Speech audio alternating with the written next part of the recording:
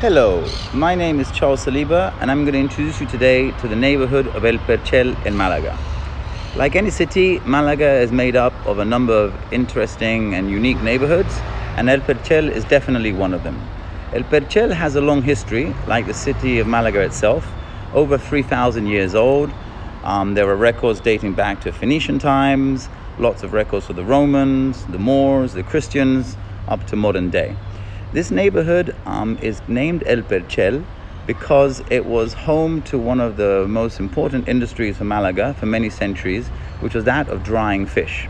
They used to catch the fish in the Mediterranean Sea and then dry it here in this neighborhood on wooden hangers. So in Spanish, a hanger is called a percha. So the neighborhood name took up the name of El Perchel, and people from this neighborhood are known as percheleros. Since drying fish was quite a smelly industry, we should say, Malaga decided to center its drying fish industry outside the city limits. Malaga's city used to be walled, and El Perchel is sort of the first neighborhood that was outside those city walls, could be considered the outskirts or the suburbs of the city, and it was for a good reason. They didn't want the smell to make the whole city stink of drying fish, so they kept it in the sort of western periphery. And it was also walled up. The neighborhood was walled up so that it wouldn't waft over to other areas.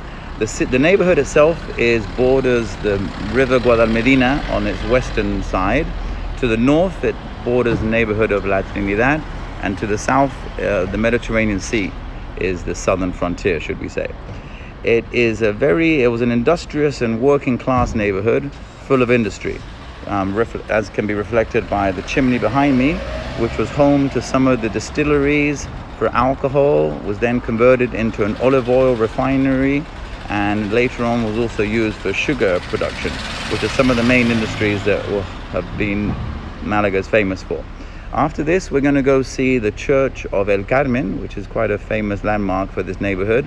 It was originally built in 1584. Unfortunately, almost 100 years later, in 1680, it was destroyed by an earthquake and had to be rebuilt. And then again, in 1931, it was destroyed by a fire.